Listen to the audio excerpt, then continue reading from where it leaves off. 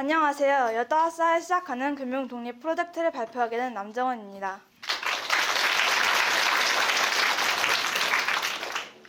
제가 이 주제를 선택한 이유는 꽤나 솔직합니다.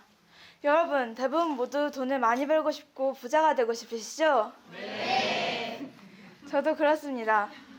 그런데 부자가 되고 싶어 하지만 정작 돈을 어떻게 관리하고 불려야 하는지 구체적인 방법을 고민하는 사람은 적었습니다.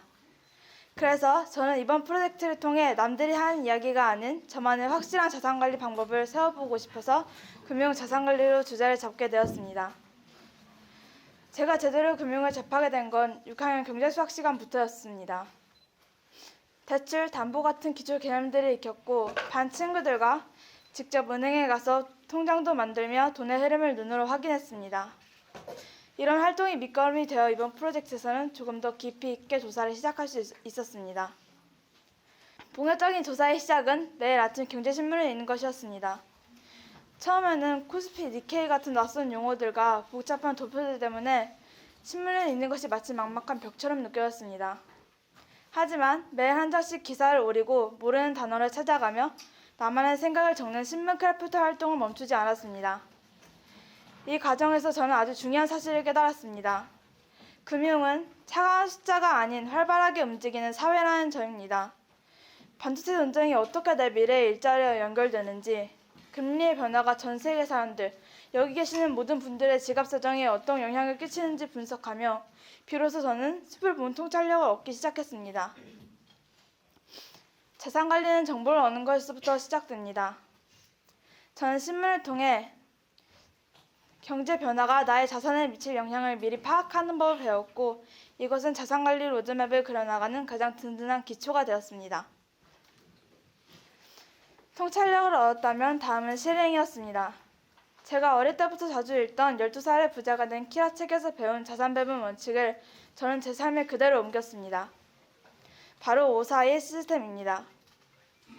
수입이 생기면 가장 먼저 저는 미래에 대한 몫을 떼어놓습니다. 그래서 수입 전체의 50%는 투자 바구니에 담아 함부로 꺼내지 않는 황금 알에 낳는 거위로 만들었습니다. 그리고 40%는 지금의 나를 위한 꼭 필요한 소비로, 나머지 10%는 나에게 주는 보상 용돈으로 나누었습니다. 이 과정에서 가장 힘들었던 것은 당장 사고 싶은 마음을 참아내는 인내심이었습니다. 특히 무지 귀여운 열쇠고리나 다이어리 같은 소지품들을 그냥 지나치는 것은 정말 어려웠습니다. 하지만 매일 가계부를 쓰며 돈의 흐름을 기록하다 보니 충동적인 소비 대신에 계획적인 배분이 주는 심리적 안정감이 훨씬 크다는 것을 알게 되었습니다. 시스템이 나를 관리하게 만드는 것, 이것이 제가 배운 첫 번째 경영 기술이었습니다. 제가 시스템에서 묶어놓은 50%의 투자 자금은 현재 ETF라는 주식을 통해 실제 시장의 성장에 참여하고 있습니다. ETF는 여러 개의 주식을 모아놓은 과일 바구니와 같습니다. 그래서 개별 종목의 위험에 일희일비하기보다 대한민국 우량 기업들의 집합체에 투자함으로써 저는 리스크를 관리하고 안정적인 성장을 선택했습니다. 여기서 발견한 가장 놀라운 원리는 복리의 마법입니다. 여러분, 이 복리 퀴즈 모두 생각해 보셨나요? 네. 지금 각자의 손에 당장 받을 수 있는 현금 10억 원과 한 달 후에 받을 수 있는 첫날은 100원이지만 매일 2배씩 늘어나는 동전이 있다고 생각해 봅시다. 여러분은 무엇을 선택하실 것 같나요?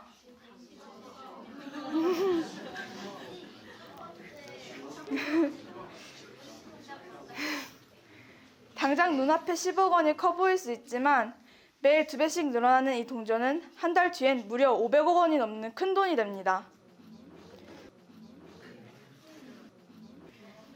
하지만 이 금액이 이렇게 불어나기 위해서는 꼭 필요한 조건이 있습니다. 바로 한 달이라는 시간을 기다려야 한다는 점입니다. 우리는 종종 눈앞에 보이는 큰 결과에 마음을 뺏기곤 합니다. 하지만 이번 프로젝트를 통해 제가 발견한 진짜 보물은 당장의 10억 원이 아니라 보이지 않는 곳에서 자라나고 있는 시간의 힘이었습니다. 이자가 이자를 낳고 시간이 흐를수록 자산이 불어나는 복리라는 원리는 8학년인 제게 엄청난 희망을 주었습니다. 그래서 10년, 20년 뒤를 내다보며 지금 심은 씨앗이 얼마나 큰 나무가 될지 시각화해보고 자산관리는 기술이 아니라 기다림이라는 것, 8학년인 제게는 시간이라는 최고의 자본이 있다는 것을 깨닫고 깊은 자신감을 얻었습니다. 프로젝트 막바지에 저는 경제적 자유를 목표로 하는 청소년 금융 교육 커뮤니티에 참여하였습니다.